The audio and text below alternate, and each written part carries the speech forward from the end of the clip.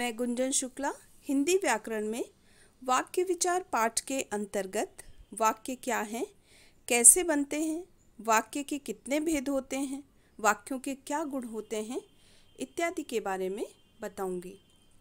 वाक्य विचार शब्दों के सार्थक समूह को वाक्य कहते हैं, अर्थात शब्दों का ऐसा समूह जो भावों या विचारों को व्यक्त कर सके वाक्य कहलाता है। एक अच्छा वाक्य वही है जो वक्ता के भावों या विचारों को पूर्ण रूप से स्पष्ट करने में सफल हो। वाक्य के दो भेद होते हैं, पहला है अर्थ के आधार पर, दूसरा है रचना के आधार पर। अर्थ के आधार पर वाक्यों के 8 भेद होते हैं। पहला है विधानवाचक वाक्य, दूसरा नकारात्मक वाक्य, तीसरा आज्ञार्थक वाक्य, चौथा प्रश्नवाचक वाक्य, पांचवा इच्छावाचक वाक्य, छठा संदेहवाचक वाक्य, सातवां संकेतवाचक वाक्य और आठवां विस्मयादि बोधक वाक्य। विधानवाचक वाक्य सामान्य कथन को विधानवाचक वाक्य कहा जाता है, या फिर इसको इस तरह से समझ सकते हैं, जिस वाक्य से किसी काम के होने या करने का सामान्य रूप से बोध होता है उसे विधानवाचक वाक्य कहते हैं। जैसे विद्यार्थी पढ़ रहा है, बादल गरज रहे हैं, सूरज चमकता है, मैं प्रतिदिन पढ़ता हूँ। ये सभी उदाहरण विधानवाचक वाक्य के अंतर्गत आएंगे। दूसरा है नकारात्मक वाक्य। जिन वाक्यों में क्रिया के न करने का बोध हो नकारात्मक वाक्य या निषेधवाचक वाक्य कहलाते हैं। जैसे मैं प्रतिदिन नहीं पढ़ता हूँ, मैं कल विद्यालय नहीं जाऊँगा, आज बाजार नहीं खुलेगा, यहाँ मत बैठो। ये सभी उदाहरण निषेधवाचक वाक्य या नकारात्मक वाक्य के अंतर्गत आएंगे। इसके बाद है आज्ञार्थक वाक्य। जिन वाक्यों से आदेश, आज्ञा, आग्रह, प्रार्थना आदि का बोध हो आज्ञार्थक वाक्य या विधिवाचक वाक्य कहलाते हैं।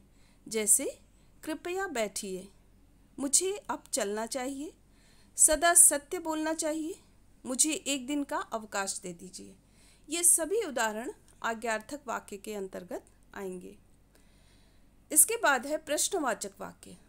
जिन वाक्यों से कुछ पूछने का बोध हो वह प्रश्नवाचक वाक्य कहलाते हैं। जैसे कल हम कहाँ जा रहे हैं, क्या आज बैंक खुला है, यह किसकी पुस्तक है, तुम्हारा क्या नाम है। ये सभी उदाहरण प्रश्नवाचक वाक्य के अंतर्गत आएंगे। इसके बाद है इच्छावाचक वाक्य। जिन वाक्यों से बोलने वाले की इच्छा, शुभ कामना, आशीर्वाद आदि भावनाओं का बोध हो वो सब इच्छावाचक वाक्य के अंतर्गत आएंगे। जैसे भगवान तुम्हें लंबी उम्र दे, ईश्वर करे तुम्हें बहुत अच्छे अंक प्राप्त हों, ईश्वर तुम्हें सद्बुद्धि प्रदान करे, या नव वर्ष की हार्दिक शुभकामनाएं। इस तरह के उदाहरण इच्छावाचक वाक्य के अंतर्गत आएंगे। इसके पश्चात है संदेहवाचक वाक्य। जिन वाक्यों से किसी बात पर संदेह अथवा संभावना जताई जाए वहाँ पर संदेहवाचक वाक्य होता है। इसको दूसरे शब्दों में इस प्रकार भी कह सकते हैं, जिस वाक्य से किसी कार्य के होने में संदेह का बोध हो उसे संदेहवाचक वाक्य कहते हैं। जैसे कहीं परीक्षा में हम अनुत्तीर्ण न हो जाएं, वर्षा होने की संभावना है, हो सकता है मैं कल घूमने जाऊं, शायद मेरी लॉटरी निकल आए, इत्यादि उदाहरण संदेहवाचक वाक्य के अंतर्गत आएंगे। इसके बाद है संकेतवाचक वाक्य। जिन वाक्यों में एक क्रिया का होना दूसरी क्रिया पर निर्भर हो वह संकेतवाचक वाक्य कहलाते हैं। दूसरे शब्दों में जिस वाक्य में एक बात या काम का होना दूसरी बात या काम के होने पर निर्भर करता है उसे संकेतवाचक वाक्य कहते हैं। जैसे यदि सावधानी बरती जाए तो दुर्घटना रोकी जा सकती है, परिश्रम किया होता तो सफलता अवश्य मिलती, यदि मैं पढ़ता तो परीक्षा में अवश्य प्रथम आता, यदि वर्षा होगी तो फसल अच्छी होगी। ये सभी उदाहरण संकेतवाचक वाक्य के अंतर्गत आएंगे। इसके पश्चात विस्मयादि बोधक वाक्य। जिन वाक्यों से विस्मय, प्रेम, घृणा, हर्ष, शोक आदि के भाव प्रकट हों विस्मयादि बोधक वाक्य कहलाते हैं। जैसे वाह कितना सुंदर दृश्य है, अरे वाह, तुमने बहुत खूबसूरत पेंटिंग बनाई है। हाय, मेरे सर में बहुत दर्द है। ओह, बहुत बुरा हुआ। इत्यादि वाक्य विस्मयादि बोधक वाक्य के अंतर्गत आएंगे। अर्थ के आधार पर भेदों के बाद अब हम लोग रचना के आधार पर वाक्य के कितने भेद होते हैं इसके बारे में जानकारी प्राप्त करेंगे। रचना के आधार पर वाक्य के 3 भेद होते हैं। पहला है सरल वाक्य, दूसरा है संयुक्त वाक्य और तीसरा है मिश्र वाक्य। सरल वाक्य में एक ही उद्देश्य, एक ही विधेय और एक ही मुख्य क्रिया होती है। जैसे मेरे मामा जी दिल्ली गए। इसमें मामा जी के बाद उद्देश्य लिखा हुआ है और दिल्ली गए के बाद विधेय लिखा हुआ है। अब उद्देश्य और विधेय क्या होता है? वाक्य में जिसके बारे में कुछ कहा जा रहा हो या बताया जा रहा हो उसे उद्देश्य कहते हैं। वाक्य में उद्देश्य के बारे में जो कुछ कहा जाता है उसे विधेय कहते हैं। साधारण रूप से क्रिया ही वाक्य का विधेय होता है। तो और इसका दूसरा उदाहरण है, किसान ने खेतों में हल चलाया। तो किसान ने उद्देश्य है और खेतों में हल चलाया इसका विधेय है। इस प्रकार ये सरल वाक्य है। दूसरा है संयुक्त वाक्य। 2 या 2 से अधिक समान स्तर के सरल वाक्यों का किसी समानाधिकरण समुच्चय बोधक और परंतु, इसलिए या अव्यय से जुड़ा होना संयुक्त वाक्य के अंतर्गत आता है। 2 मुख्य सरल उपवाक्य जो अपने पूर्ण अर्थ के लिए आत्मनिर्भर होते हैं संयुक्त वाक्य कहलाते हैं। या फिर इसको इस प्रकार भी समझ सकते हैं, जिस वाक्य में 2 या 2 से अधिक समान स्तर के उपवाक्य योजक शब्दों से जुड़े होते हैं उसे संयुक्त वाक्य कहते हैं। जैसे आप खाना खा लीजिए और आराम कीजिए। उसने बहुत मेहनत की परंतु उसे सफलता नहीं मिली। बादल गरजे और वर्षा आ गई। इस प्रकार ये उदाहरण संयुक्त वाक्य के अंतर्गत आएंगे क्योंकि 2 सरल वाक्य एक समुच्चय बोधक से जुड़े हुए हैं। इसके पश्चात है मिश्र वाक्य।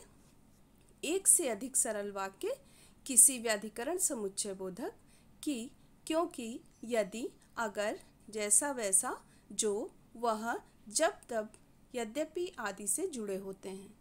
जिस वाक्य में एक उपवाक्य प्रधान होता है तथा अन्य उपवाक्य उस पर आश्रित होते हैं उसे मिश्र वाक्य कहते हैं। जैसे पिताजी ने कहा कि मैं बाजार नहीं जाऊंगा। यह वही घर है जहां मैं रहता था। जब जागो तभी सवेरा। ये सभी उदाहरण मिश्र वाक्य के अंतर्गत आएंगे। अब आश्रित उपवाक्य। आश्रित उपवाक्य के भी 3 प्रकार होते हैं। पहला है संज्ञा आश्रित उपवाक्य, दूसरा है विशेषण आश्रित उपवाक्य और तीसरा है क्रिया विशेषण आश्रित उपवाक्य। संज्ञा आश्रित उपवाक्य, इसमें आश्रित उपवाक्य प्रधान उपवाक्य की क्रिया का कर्म होता है। प्रायः संज्ञा आश्रित उपवाक्य का प्रारंभ की संयोजक से होता है। प्रधान उपवाक्य के पूर्व आश्रित उपवाक्य होने पर की का प्रयोग नहीं होता। संज्ञा आश्रित उपवाक्य की पहचान के लिए वाक्य की क्रिया पर क्या शब्द से प्रश्न करना चाहिए। क्या के उत्तर में जो उपवाक्य मिलता है वही संज्ञा आश्रित उपवाक्य होता है। उदाहरण के लिए जैसे पिताजी ने कहा कि कल से वे नौकरी पर नहीं जाएंगे। इस वाक्य की क्रिया पर यदि क्या शब्द से प्रश्न किया जाए कि पिताजी ने क्या कहा, तो उत्तर होगा कल से वे नौकरी पर नहीं जाएंगे।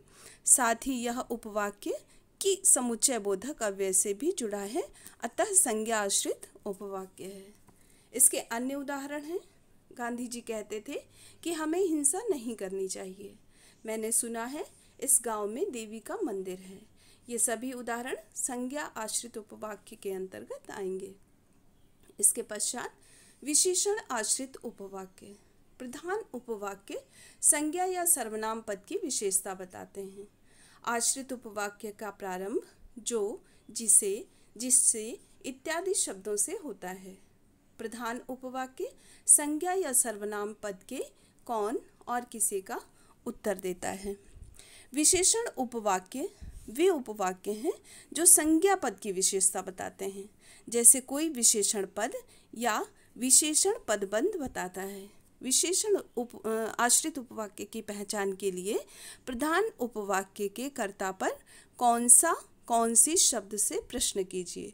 उत्तर में मिलने वाले उपवाक्य विशेषण आश्रित उपवाक्य होंगे। इसके अतिरिक्त विशेषण आश्रित उपवाक्य प्रायः जो, जिस आदि अवयवों से जुड़े होते हैं, जैसे जो लड़की काम कर रही थी वह बहुत ईमानदार है।